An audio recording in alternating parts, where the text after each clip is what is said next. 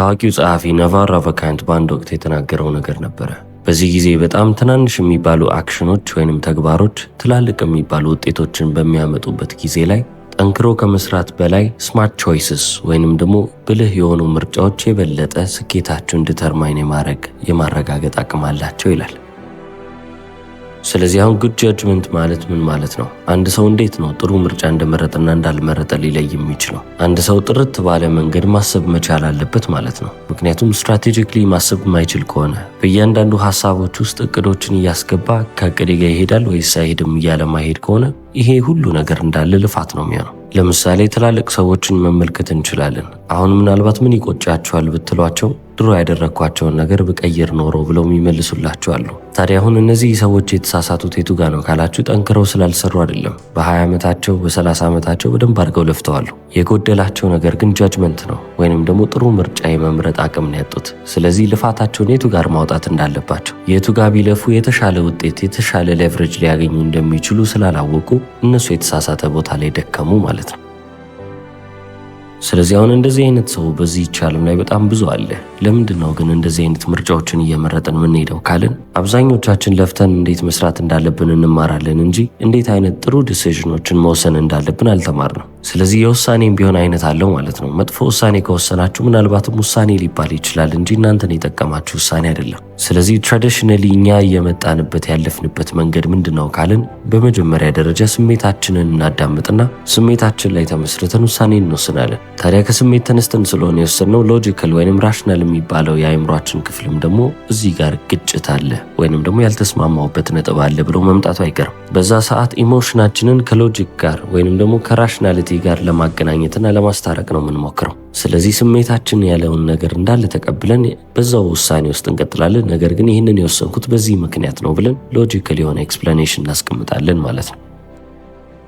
ስለዚህ ሎጂክ ወይንም ደግሞ እዚህ ጋር ምክንያታዊ ሆነን የምናደርገው ነገር ማመሳከሪያ ነገር ነው እንጂ ከመጀመሪያው የሚያስብንበት መንገድ አይደለም። በዚህ መንገድ እስካሁን የመጣን ሰዎች ካለን ሩቅ እንዳልተጓዝን በጣም ግልጽ ነው። ስለዚህ አሁን ቢያንስ የተሻለ ኳሊቲ የተሻለ ውጤት የምንፈልግ አይነት ሰዎች ከሆነ ይህንን መንገድ ትተን አዳዲስ መንገዶችን መሞከር አለብን። በትላንትናው ቪዲዮ ላይ ስለ ሜንታል ሞዴል በደንብ አድርጌ አወርቻችኋለሁ።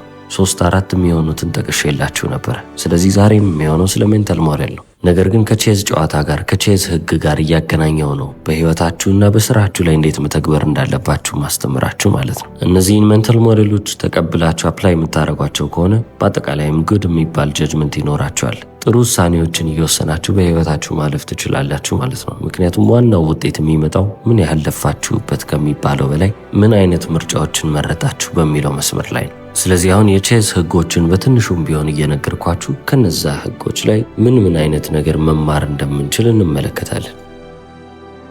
የመጀመሪያው ሜንታል ሞዴል ምንድነው ካላችሁ ኮንትሮል ዘ ሴንተር ይባላል።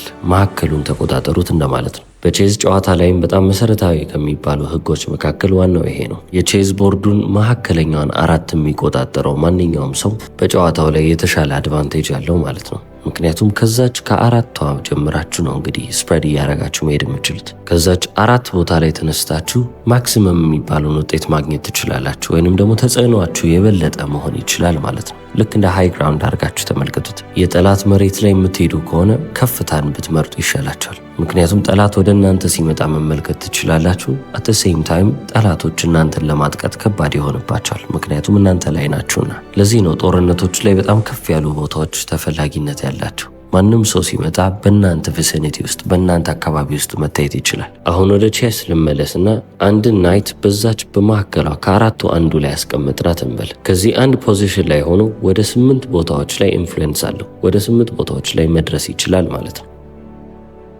ያነሳናት ፒስ የናይት ፒስ ነች። ስለዚህ አሁን ያቺን የናይት ፒስ ወስደን ከሴንተሩ ወይንም ከመካከለኛው ፖዚሽን ዞር አድርገን ጥግ ላይ ብንወሽቀው፣ ለምሳሌ እዚህ ስክሪን ላይ እንደምትመለከቱት በፊት 8 ቦታ ኢንፍሉዌንስ ማድረግ የሚችለው ናይት አሁን 2 ቦታዎችን ብቻ ነው ኢንፍሉዌንስ ማድረግ የሚችለው፣ ወደ 2 ቦታዎች ብቻ ነው መንቀሳቀስ የሚችለው ማለት ነው። ስለዚህ ናይት ፒስ ነው፣ ምንም የተቀየረ ነገር የለም። ነገር ግን ያለበት ቦታ ምን ያህል ኃይል፣ ምን ያህል ተጽዕኖና ምን ያህል ስልጣን እንዳለው ማተር ያደርጋል ወይንም ዲክቴት ያደርጋል ማለት ነው። አሁንም ሌላ የቼስ ፒስ እናንሳና እንመልከት። ቢሸፕ ወሰድን። መሃል ላይ ሴንተር ከሚባሉት ከአራት ውስጥ አንዱ ላይ ብታስቀምጡት ወደ 13 የሚባሉ ፖዚሽኖች ላይ ትልቅ የሚባል ስልጣን አለው ወይንም ደግሞ ኢንፍሉዌንስ አለው፣ ተጽዕኖ አለው። ተመሳሳይ ፒስ ወስዳችሁ ተመሳሳይ ቢሾፕ ወስዳችሁ አሁንም ጥግ ላይ ብታረጉት አንድ ቁጥር ላይ ልክ እንደምትመለከቱት በፊት 13 ቦታዎች ላይ ተጽዕኖ ነበረው፣ አሁን ግን ወደ 7 ያንሳል። ይህ ማለት ምን ማለት ነው? የነበረውን ሌቨሬጅ አጣ ማለት ነው። ስለዚህ እናንተም ጥያቄዎችን መጠየቅ ካለባችሁ እነዚህን ሁለቱ ነው የምጠይቁት። በህይወታችሁ ውስጥ የትኛው ነው ሴንተር ኦፍ ዘ ቦርድ ወይንም ደግሞ መካከል ላይ ወሳኝ የሚባለው ቦታ የቱ ጋ ነው ብላችሁ ትመለከታላችሁ። ከዛ በተጨማሪም ደግሞ እነዛን ፒሶች አንስታችሁ ወደዛ ቦታ ላይ ለማምጣትና ማክሲመም የሚባለውን ኢንፍሉዌንስ ትልቅ የሚባለውን ተጽዕኖ ለማግኘት እንዴት ላረግ ይገባኛል ብላችሁ መጠየቅ አለባችሁ። ስለዚህ ይህንን ፕሪንሲፕል እንወስድና ወደ ህይወታችን እንተገብረዋለን ማለት ነው። ሁለት ምሳሌዎች እናንሳ፣ አንድ በህይወታችን፣ አንድ በቢዝነሳችን። ስለ ህይወት ካወራን አይቀር ጤናን እናስቀድም እንበልና እናንተ ኦቨርዌይት ናችሁ ወይንም ደግሞ ኪሎአችሁ በጣም ጨምሯል። ስለዚህ 7 ኪሎ መቀነስ ፈልጋለሁ ብላችሁ አሰባችሁ። ስትራቴጂክሊ ነገሩን ልመልከተው ካላችሁ የቦርዱ ሴንተር የሚባለው ፓርት የቱ ጋ ነው ብላችሁ መመልከት አለባችሁ። ወደ ሴንተሩ የምትመጡት ለምንድን ነው? ማክሲመም የሚባለውን ሪዘልት ለማግኘት አይደለ? ስለዚህ አሁን ኪሎ ለመቀነስ ብዙ አይነት ኦፕሽኖች ይኖሯቸዋል። ዳየት ላይ መሆን፣ ስፖርት መስራት፣ የተሻለ እንቅልፍ ማግኘት፣ እነዚህ ሁሉ ኦፕሽኖች ናቸው። ታዲያ እነዚህ አማራጮቻችሁ እያንዳንዱ የራሳቸው ቦክስ አላቸው። ቼዝ ቦርዱ ላይ ያሉ ፖዚሽኖች ናቸው እንበል። ነገር ግን ከነዚህ ሁሉ የተሻለው ፖዚሽን የትኛው ነው? እንግዲህ ዌይት ሎስን ወይንም ደግሞ ክብደት መቀነስን በደንብ ሲምፕሊፋይ አድርገን መመልከት አለብን። ነገሩን ስናቀለው የሰው ልጅ ክብደት የሚቀንሰው በጣም ብዙ ካሎሪዎችን በርን እያደረገ ሲሄድ ነው፣ ወይንም ደግሞ ኢንቴክ የሚያስገባው ካሎሪ እየቀነሰ ሲመጣ ነው። ስለዚህ እንበልና አሁን እናንተ በጣም ቢዚ የሆናችሁ ሰዎች ናችሁ። ሁለቱንም ማድረግ አትችሉም። ከሁለቱ ግን አንዱን መምረጥ ይጠበቅባቸዋል። እናንተ የምትፈልጉት ማክሲመም የሚባለውን ሪዘልት የሚሰጣችሁን ኦፕሽን ነው። ስለዚህ ከሁለቱ የትኛው ይሻለኛል ብላችሁ ማሰብ ይጠበቅባቸዋል። ታዲያ አሁን ሳይንሱ ምን ይላል ብለን ከተመለከትን ከሁለቱ አንዱን መምረጥ ካለባችሁ ስፖርቱን ተዉትና ዳየት ላይ ሆኖ ኒውትሪሽናችሁን አስተካክሉ ነው የሚለው። ለምሳሌ ቂቤን በአንድ ጣታችሁ እንደዚህ ቆንጥራችሁ ብትይዙና ያቺን ቂቤ ብትበሏት 275 ካሎሪ ጌን አረጋችሁ ማለት ነው። ስለዚህ 275 ካሎሪ ለማቃጠል ወደ 4 ኪሎ ሜትር መሮጥ ይጠበቅባቸዋል ማለት ነው። ምን ያህል አልፊ እንደሆነ እንግዲህ ተመልከቱ። ስለዚህ እናንተ ህይወታችሁ እንደ ቼስ ፕሌየር የምትመለከቱት ከሆነ የትኛው ነው ሞር ኤፊሽንት እና የትኛው ነው የተሻለ ውጤትን የሚያስገኘኝ ብላችሁ ማሰብ መቻል አለባችሁ። 4 ኪሎ ሜትር ብትሮጡ ይሻላችኋል ወይንስ ደግሞ ያቺን አንድ ጣት የምትሆን ቂቤ ባትበሉ? አፋችሁን ብትቆጣጠሩ የተሻለ ውጤትን ታገኛላችሁ ማለት ነው። ስለዚህ ሆዳችሁን ብትይዙ የተሻለ ፖዚሽን ላይ ተቀምጣችኋል ማለት ይቻላል። ስለዚህ ኤክሰርሳይዝ ከማድረግና ምግባችሁን ከመቆጣጠር ወይም ከኒውትሪሽን ይልቅ የትኛውን አንዱን በመርጥ ነው የሚሻለኝ፣ ሁለቱንም መምረጥ አልችልም ካላችሁ ኒውትሪሽን ይሻላችኋል ማለት ነው። በጤና ወይንም በህይወት ረገድ ያለውን ነገር ተመለከትን። አሁን ደግሞ ወደ ቢዝነስ እንምጣ እስቲ። የቦርዳችሁ ሴንተር የቱ ጋር ነው? ማክሲመም የሚባል ውጤት ልታገኙበት የምትችሉበትን ቦታ ትመለከታላችሁ። ስለዚህ አሁን 3 ክፍሎች አሉ። የመጀመሪያው ማርኬቲንግ ነው። ደንበኞችን እንዴት ላገኝ የሚለውን ጥያቄ ይመልሳል። ሁለተኛው ኦፐሬሽንስ ይሰኛል። የእናንተ ፕሮዳክት የእናንተ ምርት ምንድን ነው? እንዴትስ ነው ወደ ከስተመር ወደ ደንበኛ የምታደርሱት የሚለውን ጥያቄ ይመልሳል። ሶስተኛው ፋይናንስ ነው። ባንክ አካውንታችሁ ውስጥ ያለው ገንዘብ ሳያልቅ እንዴት ነው የመጀመሪያውና ሁለተኛውን ነገር ማድረግ የምትችሉት? ማርኬቲንግና ኦፐሬሽን ማለት ነው። ገና ቢዝነስ እየጀመራችሁ ከሆነ እጃችሁ ሩቅ ሊሄድላችሁ አይችልም። በጣም ትንሽ የሚባል ሪሶርስ ነው ያላችሁ፣ ትንሽ ቦታ ላይም ነው መገኘት የምችሉት። ስለዚህ ከሶስቱ ይልቅ የትኛው ነው የኔ ፕራዮሪቲ፣ ቅድሚያ የምሰጠው ነገር የትኛው ነው ብላችሁ መምረጥ አለባችሁ ማለት ነው። የምትሸጡት ምርት ከሌላችሁ ወይንም ፕሮዳክት ከሌላችሁ ስለ ማርኬቲንግ ወይንም ስለ ፋይናንስ ልታስቡ አይገባም። ነገር ግን የምትሸጡት ነገር ኖሯችሁ ከስተመር ካጣችሁ ሀሳባችሁ ማርኬቲንግ ላይና ፋይናንስ ላይ መሆን አለበት። ምክንያቱም ማርኬቲንግን ስትሰሩ ፋይናንሳችሁን መጠበቅ አለባችሁ። ምንም አይነት ገንዘብ ሳይኖራችሁ መቀመጥ ዴንጀረስ የሆነ ነገር ስለሆነ ምንም እንኳን እንደዚህ ሲምፕሊፋይ አድርገን ብናስቀምጠውም እናንተ ቢዝነስን ከጀመራችሁ የቢዝነሳችሁ አውራ እናንተ ስለሆናችሁ በመጀመሪያው ጊዜያቶች በመጀመሪያው ወራትና ዓመታቶች እያንዳንዱን ሮል ማድረግ ያለባችሁ እናንተ ትሆናላችሁ። ጽዳትም መሆን ካለባችሁ እያጸዳችሁ የምትውሉ ሰዎች ነው የምትሆኑት። ምክንያቱም በእናንተ ላይ ዲፔንድ የሚያደርግ ነገር ይሆናል። ነገር ግን ካሽ ፍሎ መጥቶ እናንተ ሌላን ሰው መቅጠር ስችሉ የዛኔ ሌሎችን ፖዚሽኖች የሚይዙላችሁን ሰዎች ታመጣላችሁ ማለት ነው። አሁን ታዲያ ወደ ሁለተኛው ፕሪንሲፕል እናልፋለን። አንደርስታንድ ዘ ትሩ ቫልዩ ኦፍ አ ፒስ ይሰኛል። ያ ማለት በቼዝ ቦርድ ላይ የተለያዩ ፒሶች አሉ። እነዛ ፒሶች ዋጋቸው ምን ያህል ነው የሚለውን ነገር ማወቅ ነው። ትንሽ የሚባለው እንግዲህ ፓውን ነው እሱም 1 ፖይንት አለው። ወደ ናይት ፒስ ስንመጣ ደግሞ 3 ፖይንት ይይዛል። ወደ ቢሾፕ ፒስ ስናልፍ ደግሞ ከ3 እስከ 3.5 ፖይንት ይይዛል። ሩክስ ፒስ ጋር ደግሞ ስንሄድ 5 ፖይንት ይይዛል። ከዛም ኩዊኗ አለች። ኩዊኗ 9 ነጥብ ትይዛለች። ኪንጉ ደግሞ ፕራይስለስ ይሆናል። ምክንያቱም ኪንጉን አጣችሁ ማለት ጨዋታው አለቀ ማለት ነው። ስለዚህ በምንም ዋጋ ልተመኑት አትችሉ። እነዚህ ዋጋዎች የሚያሳዩት ማን የተሻለ አርሚ ያለው ማን የተሻለ ኃይል አለው የሚለውን ለመለየት ነው ማለት ነው። አሁን እነዚህ ፒሶች የራሳቸው ዋጋ አላቸው እንጂ ትክክለኛ ዋጋቸው የሚተመነው ፖዚሽናቸው ነው ወይንም ደግሞ ያሉበት ቦታ ነው። የመጀመሪያውን ምሳሌ አስታውሱ። አንድ ናይት ፒስ ወስደን መሃል ላይ ብናስቀምጠው 8 ቦታዎችን ነው ኢንፍሉዌንስ ማድረግ ይችላል አልኩ። መልሰን ግን ጥግ ላይ ብናስቀምጣት 2 ቦታዎችን ብቻ ነው ኢንፍሉዌንስ ማድረግ የምችለው። ስለዚህ አቅሟን ሙሉ ለሙሉ አልተጠቀመችም። ያ ማለት አቅሟም ዝቅ ያለ ነው ማለት ነው። ስለዚህ አሁን ይህንን ፕሪንሲፕል ወስደን በህይወታችን ለመተግበር ብናስብ፣ ለምሳሌ በቢዝነስ ውስጥ እናንተ የምትቀጥሯቸው ሰዎች ምን አይነት ቫልዩ አላቸው? በምን አይነት ፖዚሽን ላይ ነው ያሉት? የባስ ሹፌር ብትሆኑ ባሱ ላይ የምትጭኗቸው ትክክለኛ ሰዎች መሆን አለባቸው። ትክክለኛ ቦታቸውን ማግኘት አለባቸው ማለት ነው። ይህንን ማድረግ ስችሉ በድርጅታችሁ ውስጥም ሆነ በህይወታችሁ ውስጥ ትክክለኛ ሰዎቹ በትክክለኛው ቦታቸው ላይ ያገለግሉ ያልፋሉ። ያ ማለትም ደግሞ የምትፈልጉት ውጤት በጣም ቅርብ ይሆናል። ከቢዝነስም ወጣ ብለን የግል ህይወታችንን ብንመለከት ተመሳሳይ ጥያቄ መጠየቅ እንችላለን። ለምሳሌ ቅድም ክብደት መጨመር ወይንም መቀነስ ብለናል አይደለ? ስለዚህ አሁን ክብደት መቀነስ የሚከብዳችሁ ከሆነ ምንድነው ማረገው፣ እንዴት ነው የምቀንሰው የሚለውን ጥያቄ ትተውና ክብደት እንድቀንስ የሚያደርገኝ ሰው አለ ወይ ወይንም ደግሞ መልሱን የሚሰጠኝ ሰው አለ ወይ ወደሚለው ትዞራላችሁ።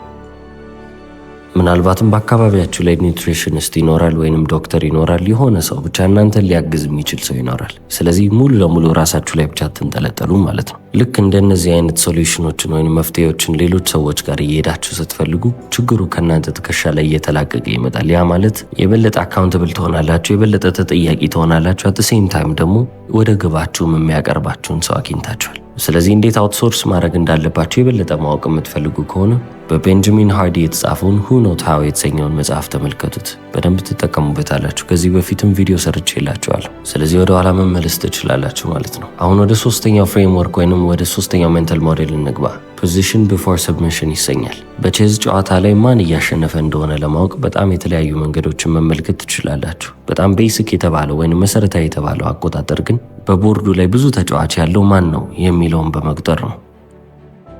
ነገር ግን ይህ ሁሌም ቢሆን ትክክል ይሆናል ማለት አይደለም። አንዳንዴ ትንሽ ቁጥርም ያለው ነገር ግን ፖዚሽኑ አሪፍ የሆነ ሰው ጨዋታውን የማሸነፍ ኃይል በእጁ ላይ ሊያስቀምጥ ይችላል። ጁጂትሱ የሚባልን ስፖርት ተመልክታችሁ ከሆነ ወይንም ደግሞ ቦክሲንግን እንኳን ብትመለከቱ ብዙ ጊዜ ጀማሪዎች የሚሳሳቱት ስህተት ነው። መጀመሪያ ፖዚሽናቸውን ጠንካራ የሚባል ፖዚሽንን እንደመያዝ ስብሜት ለማድረግ ይሮጣሉ። ቾክ አርገውት ወይንም አንገቱን አንቀውት ወዲያውኑ ታፕ አርጎ እንዲጠልላቸው፣ ወይንም ቦክሰኛም ከሆነ አንድ ምት መጥቶ የሚዘርር ምት ለመምታት ይሞክራል። ብዙ ጊዜ ጀማሪ የሚባሉ ሰዎች ናቸው ይህንን ስህተት የሚሰሩት። ነገር ግን ፕሮ የሚባሉት በጣም አሪፍ የሚባሉት ቦክሰሮች እንደዚህ አያደርጉም። እነሱ መጀመሪያ ከባድ የሆነ ፖዚሽን ይይዛሉ። ያ ማለት እናንተን ዶሚኔት ያደርጓቸዋል። አንዴ የበላይ የሚባለውን ቦታ ከያዙት በኋላ ነው እናንተን ሰብሜት ለማድረግ ወደ ሰብሜሽን የሚያልፉት እንጂ መጀመሪያ ፖዚሽናቸውን ያስቀድማሉ። በቼዝ ጨዋታ ውስጥም በሁሉም ውስጥ በጣም አስገራሚ የሚባለውም ነገር ይሄ ነው። በጣም ጀማሪ የሚባሉ ሰዎች ዘለው የኦፖነንቱን ኪንግ ለመግደል ይሞክራሉ።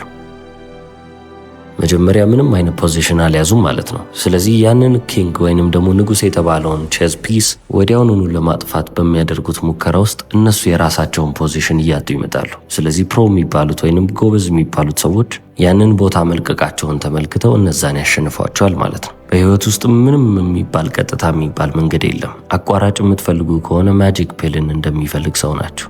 ምንም አይነት ተአምርን ኤክስፔክት አታርጉ። መጀመሪያ ያቺን ፖዚሽናችሁን ለመያዝ ትሞክራላችሁ። ፖዚሽናችሁ አስተማማኝ ከሆነ የዛኔ ነው እንግዲህ ሰብሚሽን ለማከናወን የምትሄዱት። ምክንያቱም ሀሳባችሁ ሰብሚሽን ላይ ከሆነ ያቺን ነገር እስክጥል ድረስ ብላችሁ ሄዳችሁ ፎከስ የምታደርጉት እዛ ነጥብ ላይ ስለሆነ ዋናውን ቤዙን ትረሱታላችሁ። መሰረታችሁን ከረሳችሁ ደግሞ በቃ እናንተ እኮ ተሸንፋችኋል ማለት ነው። ምክንያቱም ኮምፕሮማይዝ አድርጋችኋል፣ ኳሊቲ ላይ ወርዷል። ስለዚህ ጥሩ የሚባል ፖዚሽን ማለት ምን ማለት ነው? እሺ አሁን በህይወቴ ውስጥ ይህንን ምክር እንዴት ነው የምተገብረው ካላችሁ በጣም ቀላል ነው።